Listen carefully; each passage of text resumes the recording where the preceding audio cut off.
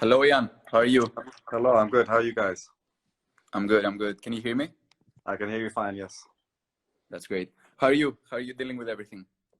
I'm good. I just was walking with my daughter. We have come to my wife's summer house, so we've been, just enjoying our time here the last almost 2 months now. And, Mhm. just came back from a walk with the dogs, my daughter, so it's nice, some good quality family time. Yeah. How are you? Are you working out, staying in shape? Look, I bought like a stationary bike, and I bought like a row machine, which I use, and then some running. But of course, it's not like basketball shape, but it's something to kind of keep Yeah. up a little bit. Yeah. Have you been able to practice with the basketball at all those past few months or no? No, nothing. I have one like plastic basketball, which Yeah. which I had here in the summer house, which I Yeah. never use, and but a little bit of dribbling, but nothing, no practice, no. Yeah. So basically, what's your daily schedule looking like? Look, because I have a son who is 10 months old, he keeps us awake at night, and Yeah. I've kind of lost the track of day and night. But Yeah. wake up early in the morning, have some breakfast, work out, hopefully before everyone wakes up, Mhm. because then no time. Then play with my daughter, my son. We go for a walk, eat something, Mhm. again a walk, nothing, Yeah. read, of course, read some stuff, watch some movies when we Yeah. can. Yeah. Well, hopefully things get better soon, and you start practicing again with a basketball. I hope so too. I mean, I was looking now online, like some teams I saw have started, Yeah. outside doing some workouts. Yeah. Hopefully, that happens for us too soon. Hmm. Basketball wise, where's your mindset right now on what's going to happen with the EuroLeague season? To be honest, I'll be surprised if the EuroLeague continues, but I know at the same time the EuroLeague is doing everything possible to make this season finish. I don't Yeah. know in the end what format it will be, but Hmm. it makes me a little anxious when I see teams. I saw, for example, Madrid outside practicing, Yeah. and we haven't. They will have an advantage, an Hmm. extra advantage, even though they're Yeah. Madrid, of course. But for that's just an example, that Hmm. hopefully we get to start soon. Yeah. Would you like to see EuroLeague return, or do you think it's safer if EuroLeague gets cancelled and the following season begins on time? Look, ideally, I would prefer that everything gets cleared up as much as possible. That the coronavirus makes this wave that it's making will die down, and hopefully over the summer, that's the optimistic projection, and we Hmm. could start fresh and clean in the in the September, Hmm. October. But I think because basketball is a business. As I said before, they'll make everything possible to make the league until I think the 24th of May. They'll have Yeah. the chance to announce or not. Yeah. So we'll see. We'll see how it goes. Hmm. As you mentioned, if EuroLeague in fact does return, the most likely scenario for that to happen is to have all the remaining regular season games in one venue and then have a final late tournament. How would you feel about that? It would be an adjustment, definitely, because I'm sure the games will happen, very fast, maybe 2, 3 games a week. And I don't know how ready, as we previously discussed, not having access Yeah. to a basketball, to working out a workout facility, something, in the summer, where people either have national team or they work out by themselves with a trainer or something. Hmm. We go then and practice for 6 weeks before we start the Yeah. seasons. And Yeah. now, after 2 month plus break, you can't ask players to start after 2 weeks. So this format, if it happens, will be, for sure have its dangers. Yeah, and pretty challenging, I'm imagining, for you players. For sure. So obviously we'll return to EuroLeague and Panathinaikos later on, but first I'd like to take you back throughout your career, starting with your childhood days in London. So for those who don't know, you were born in London. Can you take me back to those days growing up in London, and when did you fall in love with the game of basketball? Well, to be honest, I was born in a small town called Basildon in Essex, which is close to London. Hmm. And I actually was born there, but I grew up in Greece. Grew up in Greece and went to an English school And slowly, I can't say I loved basketball right away. I would go with my father. He would play with his friends out on an outdoor court, and even from, I would go and watch from a very young age. And slowly, I would, learn to love the game from there. And also, I started the basketball at 8 years old on a team called Aris Glyfadas. Yeah.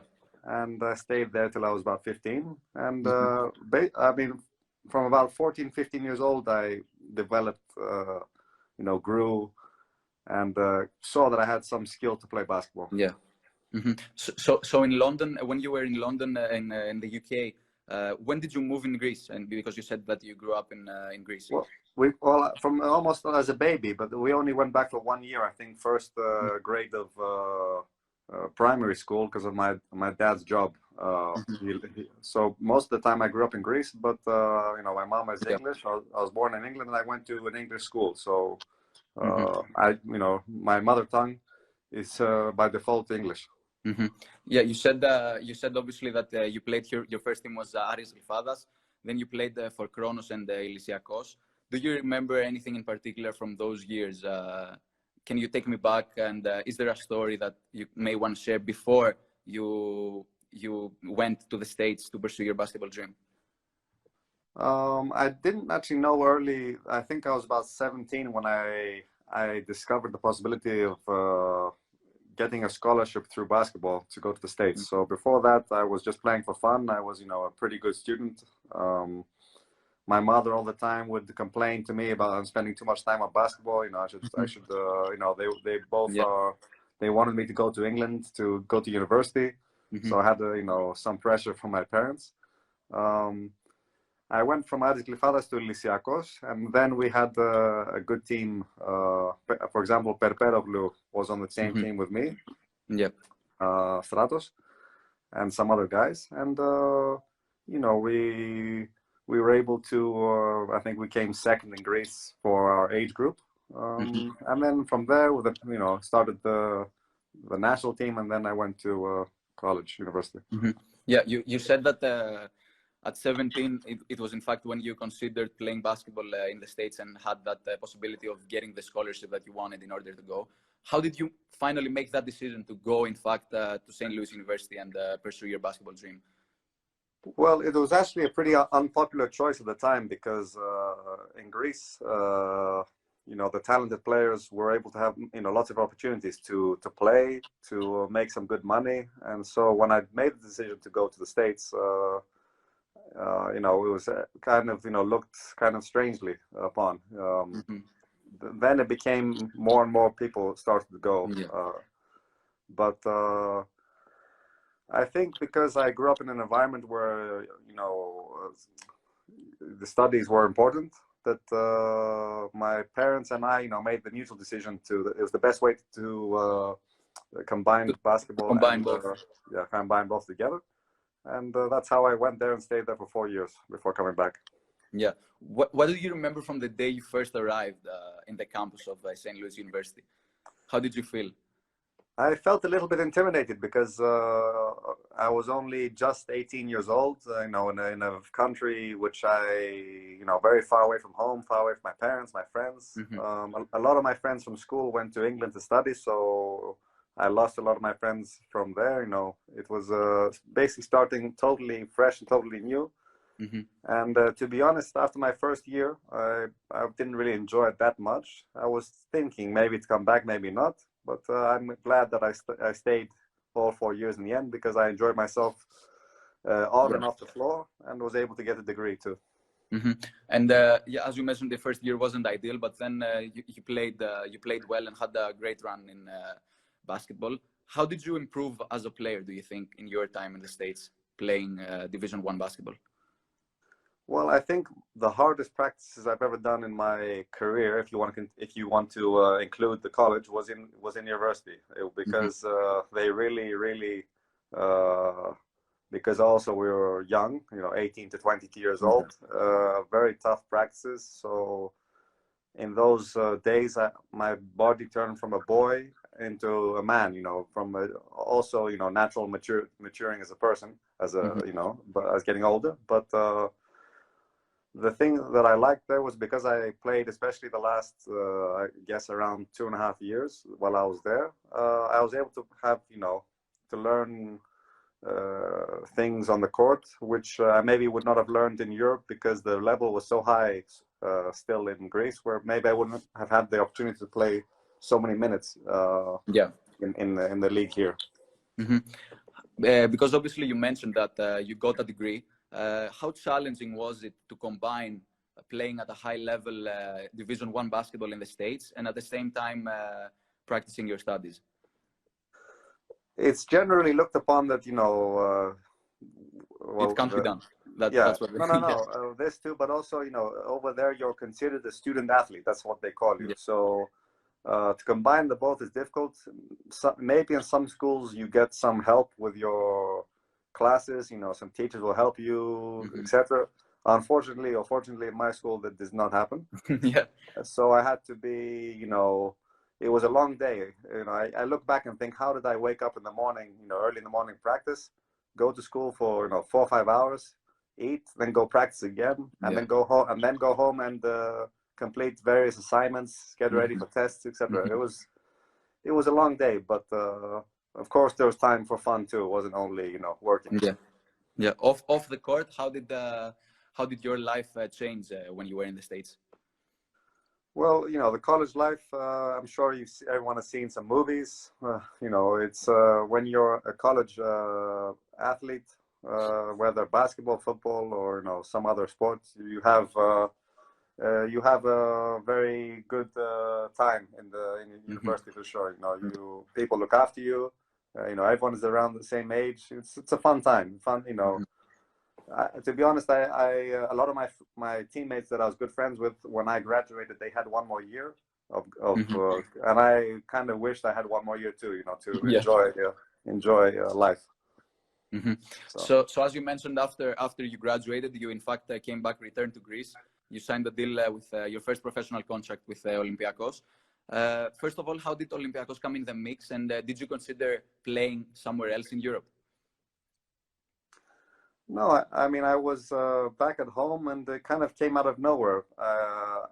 I'm sure they were following me, what I was doing in the States, and I think with the national team, the young national teams, I took part in those almost every summer. And also at the time, Olympiakos was gathering all the best players born in 1984 and 1985. And so I was included in these players, and we had that's how they came into to be. During these 3 seasons, you were loaned to Rethymno and Panellinios. What was that whole experience like for you, and how did you approach the fact that you were loaned to 2 teams? To be honest, when I first signed, I thought, when you come back, you think immediately, like any college player that comes back, you think that, I'm here, I'm ready, I'm going to play, it's my time. And unfortunately, when you come back, you have to start, like in any job, you need to start low, unless you're lucky. So the first year I went to Rethymno, it was an adjustment because, again, I was away from home, but closer, of course. I loved playing there. Great town, great fans. And then I think I was Rookie of the Year that season in Division I. Then I came back to Olympiakos with, again, high hopes of, taking a step forward, playing something. That didn't happen. Most of the year I sat on the bench. But, of course, the team was one of the top teams in Europe at the time. And then the third season, I was again on loan to Panellinios, and that was the season where I think I matured the most as a professional. Where the team played in Eurocup, so I had 2 games a week. The team did well. We reached the Final Four of Eurocup. There was a Final Four then, and I had a great relationship with a lot of the players there, and also with coach Zouros, who helped me a lot to then get to the next step of my career, which was Panathinaikos. In your second season, the one you mentioned, where you stayed with Olympiakos and you were part of Olympiakos' team, you played alongside some EuroLeague greats. You played next to Theodoris Papaloukas, Nikola Vuicic, Josh Childress, etc. What do you remember from that year, and what advice did they give you?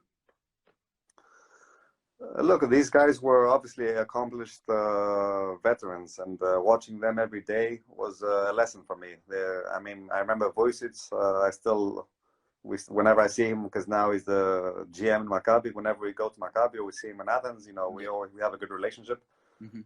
He, for me, was one of the most fun players to watch and a guy for me to look up to, because we had a similar style in the sense that we weren't athletic, but we were skilled. And so I was able to maybe copy him a little bit. Of course, Vouyoukas, no question, he's one of the top European point guards, in the history of basketball, European basketball. And he was a tough teammate, tough to, he was very demanding. He wanted to win. He knew what it took to win. So, he was one of the leaders on the team. And Josh, for Childress, we were actually roommates the whole season. A really great guy, a really smart guy. He went to Stanford. We keep in loose contact still. He's I consider him, one of my friends, a great individual and obviously a good player. Obviously, as you mentioned, the Panathinaikos came next in your career. First of all, how did you decide to make that move, going from Olympiacos to Panathinaikos? Well, because there was a year in between the two teams, and since with Olympiacos, I didn't really have the chance to play that much. It was it was an easy move. It wasn't like when Spanoulis went there. It wasn't like when Perperoglu went there or other players. For me, it was an easier transition. To be honest, Panathinaikos came kind of, from what I remember, mid to late in the transfer season. I think they had just lost Pekovic, and they're looking to bolster the front court. They signed Maric and me, and I believe I was very fortunate because sometimes the timing was just right for me to go there. Yeah, and you stayed for 2 years at the time with Panathinaikos, and you pretty much won everything. You won a EuroLeague title, a Greek League title, a Greek Cup. How satisfied were you at that point of your career? Because in the second year you had you played a lot, especially in the EuroLeague. I would say very satisfied because, as you said, I was fortunate enough to be on a team to catch the end of the golden era, if you want to call it that, of Panathinaikos. The team had for at least 10 years or more, dominated the European court. I was able there also to have great, teammates and learn from them. They had a great core of Greek players, and they had this great, culture which they had developed, where any player coming in would have to adjust to this culture to be part of this team. So, I was very fortunate, but also spoiled, because in my first season with Panathinaikos, we won the EuroLeague. So I was spoiled, because I thought, let's do it again. It's going to happen again. Yeah. Unfortunately, it didn't. We mentioned earlier your teammates in Olympiacos, but you also had obviously some EuroLeague greats in Panathinaikos, such as Dimitris Diamatidis, June Nicholas, Mike Batiste. How did they play a role in your improvement individually as a player? I mean, like I said, they were guys that you could look up to. I remember these were people that you watched on the TV. I wasn't young. I was 25, I think, 24 years old. Okay, and so I was in my mid-20s. These were guys that I had played against on the court. And for me, though, the most impressive thing was going into the locker room and having this unity of the team, which is something I hadn't had before. It was a great locker room, and of course with Coach Obradovic, who believed in me and helped me and developed me as a player, and I was able to perform and play on the highest stage. That was going to be my next question regarding Coach Obradovic.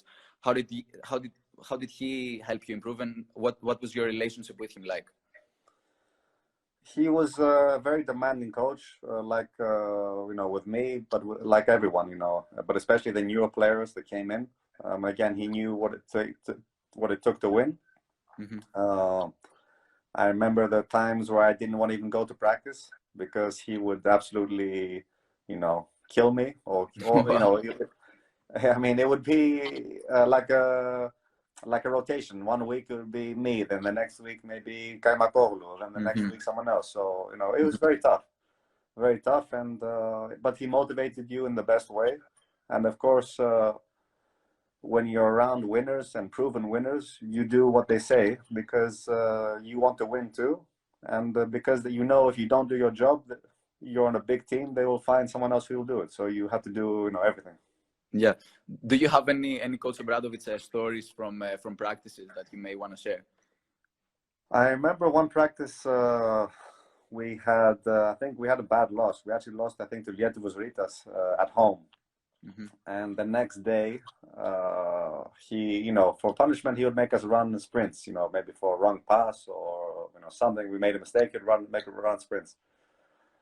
So he called one play, and for example, I was supposed to go right, but I went left. And he stopped the practice and made everyone run like 40 sprints up and down. Wow. And something, a big number. And it was, it was not fun for sure, Yeah. But in general, one of your motivations was not to be in the game, was not to be on the video the next day, to try and do your job to the best of your ability and try and keep yourself off the video, because on the video he would let you know that you made a mistake, and he would not miss anything. Yeah, so obviously we talked about the Olympiacos, we talked about the Panathinaikos. The next chapter in your life was Vouyoukas Kazan. You played. First of all, how did you make the decision to move to Russia, to another country, and continue your career in Russia, playing for the VTB League? Well, first of all, my contract was up with Panathinaikos, and it was the time where there was a big instability. We didn't know what would be the next step. There was talk of Obradovic leaving, which he did. Itoudis leaving, which he did. A lot of players left, which they did. And so, first of all, Kaimakoglu signed in Kazan, and then the next week because we had the same agent, they asked me to go, to offer me a contract too. I actually had a contract earlier from Lokomotiv, which I turned down then. Because I didn't really want to go to Russia, and I also wanted to wait to see what Panathinaikos was going to do. But to be honest, the time was going by, and the money was too good to pass up, and also the opportunity to go to experience something new. Yeah. So basketball-wise, how was the experience like playing in the VTB League in Russia? The VTB League is pretty challenging. They have teams like CSKA, Khimki, Kazan, Lokomotiv, Zenit. Then they have some other teams. For example, went to Vladivostok. I went to Krasnoyarsk, in Siberia. It was tough. It wasn't an easy ride for basketball-wise. And also, the traveling was really tough. Always 2 flights. But it was good because I had Kaimakoglu with me the first season, and then the second season Zisis also came, which and with his family, which made it a lot easier to deal with. Yeah. Off the court, how did you enjoy living in Kazan in Russia, and how would you describe the Russian people? It was tough. A lot of snow in Kazan. There was I think 5 or 6 months of snow. Wow. The city then wasn't so developed. It got better after I left because they had the university games there. A lot of time at home. A lot of time with I spent the second year especially. I spent a lot of time at Zis's house. Skyping, going for some dinner, some lunch. But it wasn't not so many options. As for the Russian people, they're not the friendliest people, but at the same time, they're a little indifferent to basketball. Not so interested like countries like Greece or Turkey or Spain. Yeah. But the people that did come to the court, they really love basketball. So after your 2 years in Russia, you in fact signed a deal with Galatasaray in Turkey. Now you signed a deal on September of 2014, I'm reading, but by December you parted ways with the team. Was there something that went wrong in your time in Turkey? I wouldn't say went wrong. I mean, the thing that was wrong was the team. They signed 9 foreigners, which really complicated things. For example, there were 9 foreigners, and I didn't play in the Turkish league. I only played in the EuroLeague, and I wasn't playing so much, and I also wasn't getting paid. So I decided to, make a change. It was the first time I would leave a team during the season. It wasn't an easy decision because I enjoyed my time there off the court. It's a great city there, and a lot of interesting things to do. But it was not to be basketball wise. So eventually, the season 2014 to 2015 ended. You ended the season in Germany playing for Ulm. Talk about that experience and living in Germany. For me, Ulm was a great experience because I again had a new country to go to where they absolutely loved basketball. I was very surprised. A very organized league with a lot of fans, pretty new arenas.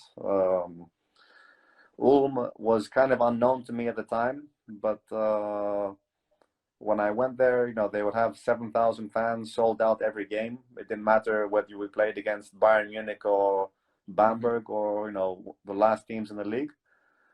We had a good team. I think we finished 4th overall. We lost to Bamberg, the eventual champions. But it was definitely an experience which I enjoyed. It was whereas Galatasaray was not that enjoyable. At least ended the year maybe on a lesser level, but I played quite a bit and quite well, so I was happy there. Yeah, and then obviously you got your chance in Zalgiris.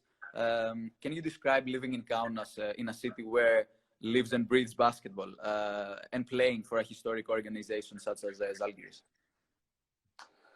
As you said, it lives and breathes basketball, and it makes you live and breathe basketball. It's a city where there isn't much to do. It's a small city. Vilnius is about an hour away, which I went a couple of times, but for the most part, I stayed in Kaunas. Perhaps basketball-wise, I enjoyed it one of the most of the time away from Athens. Perhaps the most, actually. I had, Lithuanian people and my teammates. I had a great.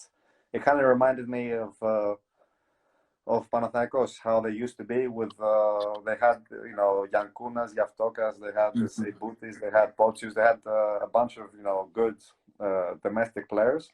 And of course, I went there with Krapikas was the coach, but by the end of the season, Saras was the coach, and he still is today. How did your role change in Zalgiris? Because you averaged a career high in the EuroLeague competition with 11 points per game. Well, I mean, it was the first season where I had a starter role for the EuroLeague, because in Eurocup I had started for example Kazan, but or Panathinaikos or other teams. But for the EuroLeague, it was the first time I had a major role in Zalgiris. Gave me this opportunity. And I think for the most part, I was able to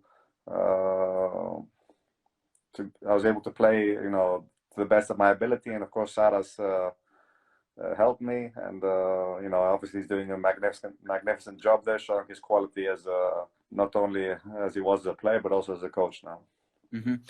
You mentioned that before you signed with Unix, you had a contract offer from Lokomotiv, which you eventually signed a few years later. Your final year before you returned to Athens for Panathinaikos, you played for Lokomotiv. How was the experience in Loko different than what it was from your experience in Unix? Loko was the team with a similar goal. They were a team, a good Eurocup team that wanted to win the Eurocup to go to the EuroLeague. They were a team that were in the south of Russia, much better weather than in Kazan, for example. It was a tough situation because we had to fly to Moscow for every flight to go to, for example, Madrid. So it was a pretty tough, trips. I was able there to have teammates like, Ryan Brokov or Matt Janning or Marty Collins, or, Kevin Jones, all players which either play in the EuroLeague or have played in the EuroLeague. Unfortunately, we weren't able to to progress further in the Euro Cup. But I was lucky then that I went to Loco because they then had coach Katsikaris, and he helped me go to Lokomotiv. Mm-hmm. Then finally you returned to Athens for Panathinaikos. First of all, how do you assess the team's performances these 3 years you've been in Panathinaikos' roster again? For me, for example, because the only way to assess success with a team like Panathinaikos is talk about whether we make the Final Four. Yeah. First of all, for me, the best. Unfortunately, the team hasn't made the Final Four since 2012. The best chance we had to make it, in my opinion, was my first year back when we had a very good roster with Singleton, Rivers, James, Kalatis, Gist. It goes on and on. We had a very good roster. We were up. We beat Madrid big in the first game, and then unfortunately we weren't able to win the next one in Oaxaca because we had the home court advantage. This was the most important season for me, that we couldn't make it. And since then we ran into Madrid again last year. They're one of the most talented teams in Europe, and obviously they ended up.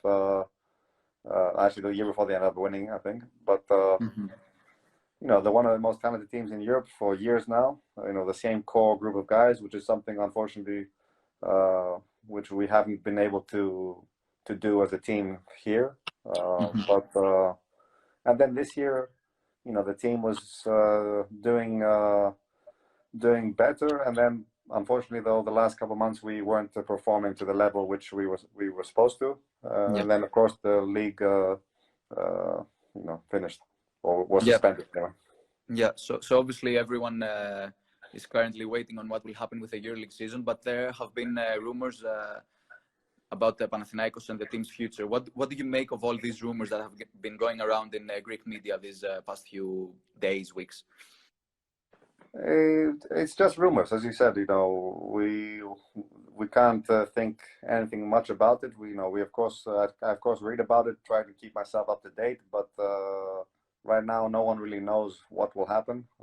I don't think even the people in charge know what will happen. So, from my end as players, we try to stay positive, stay in some sort of shape, so that if we do start up again, we will be as ready as possible for the league to continue. Individually, would you see yourself staying in Panathinaikos and maybe retiring in Athens? What's the near future looking like for you? Ideally, I would like to, finish my career at Panathinaikos. I don't know if that's going to be a possibility. I have a +1 this season with the team, with the team option. We'll see if the team wants to keep me. Ideally, I would like to. I do turn 35 this season, but I still believe I have the ability to help the team. Even on a smaller role on the court, or a bigger role off the court. So, I think every player wants to finish his career if he has the opportunity on a high level, and because you retire as a Panathinaikos player. But if it doesn't happen, I have to, also see what else is out there for me to continue my career. Yeah. Our editor-in-chief, Stavros Barbarousis, told me to ask you, what do you think about your low post game? Because he and I think that it's one of the best in Europe. Do you agree with that? Because you have the ability to pass and score down in the block. Look, for me as a player, it's obviously my. If I had one ability, it would be this. I have the ability to play in the low post, either to draw fouls or draw another defender and pass or finish the ball. This is how I've been making my living for the last, I think, 13 years now. And I've been obviously lucky. The basketball has given me a degree. It's given me all these experiences that we've talked about. It's given a good standard of living for my family and I. So I'm blessed to say, and I feel like I made the most of my abilities. Mhm. Before we get into the rapid fire questions, I'd like to ask you some things about Coach Pitino. Obviously, you played for him for nearly 2 years. First of all, what was your relationship with him like? We actually had a really good relationship. He was probably one of the most interesting coaches I've ever had, and the most personable coach. You know, you could go and talk to him without thinking about it, or he would come and talk to you. Of course, you wouldn't always like what he had to say, but I feel like he would be, you know, straight with his players. Of course, there were some things that happened which obviously publicly happened, which I was not so happy about. But after we discussed it, you know, we were able to reach an understanding, and our relationship remains good until this day. Mm-hmm. As you mentioned in your some of your recent interviews, you said that he didn't play you at times because of 400 grams. First of all, what did you make of that experience and some of his comments, as you mentioned earlier? It's tough. I mean, unfortunately, when you get older and as a player, and you're one of the older players, you kind of want to have some level of you feel that you've earned some level of respect, and I kind of felt disrespected, but at the same time, I understand he was trying to do his job. He was trying to help me, and by helping me, I would help the team, which would help him. So it's a, you know, it's a chain of things which he didn't have some malice or some you know, for some bad reasons to do this. But at the time, it was very frustrating, for sure. Mm-hmm. Did you have any conversations with him? Of course, as I said, we had some, you know, private conversations which we were able to clear up some things, and our relationship remains good. And he texted me about a month ago, telling me about his recruiting class in Iona, and I wish him the best there.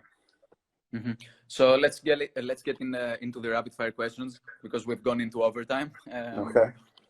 Who do you think is the best EuroLeague player Right now? Yep. Right now, probably Kalafis. The toughest defender? Tavares. The toughest player to guard?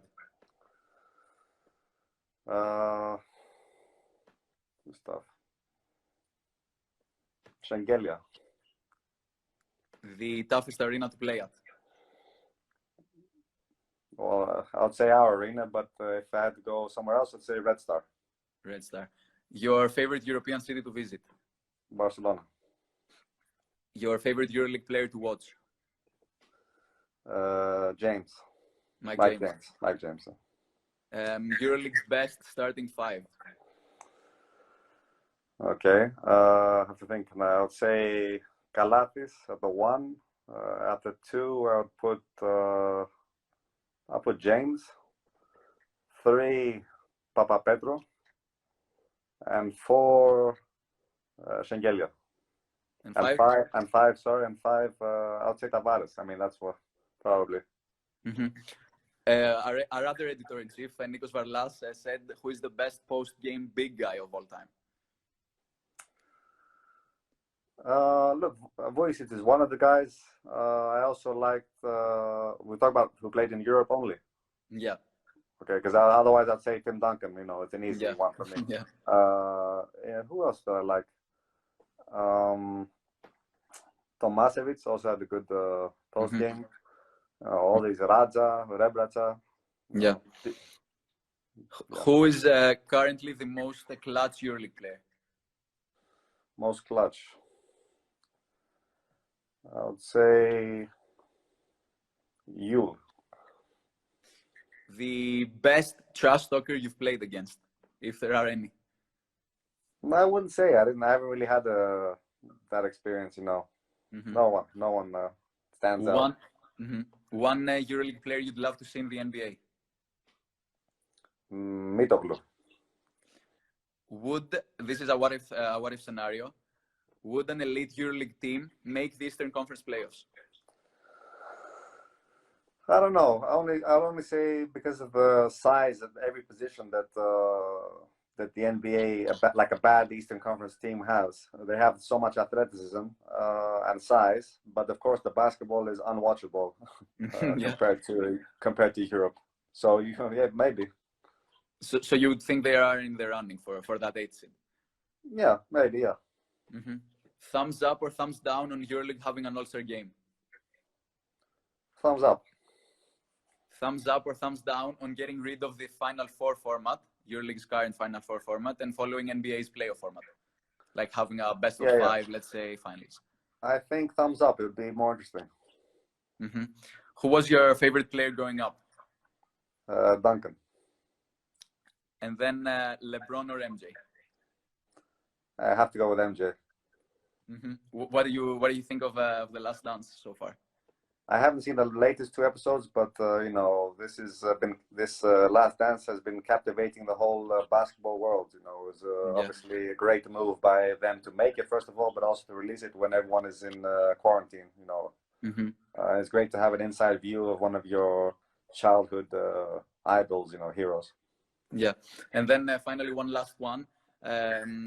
Because you played with him and you played for him and you mentioned him earlier, do you think that the coach Saras will be one of the greatest coaches in Europe for years to come?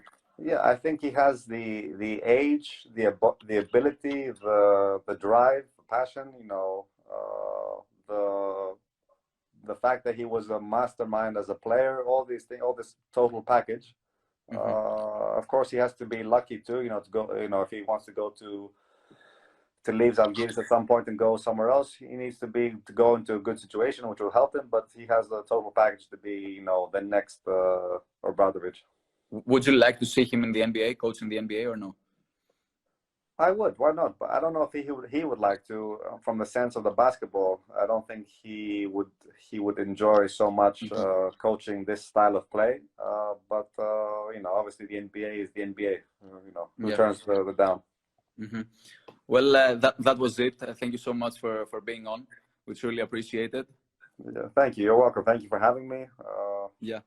I hope everyone stays safe, and hopefully we see each other soon at the court. Yeah, of course. Thank you, and stay safe. Thanks. You guys too. Bye. Goodbye.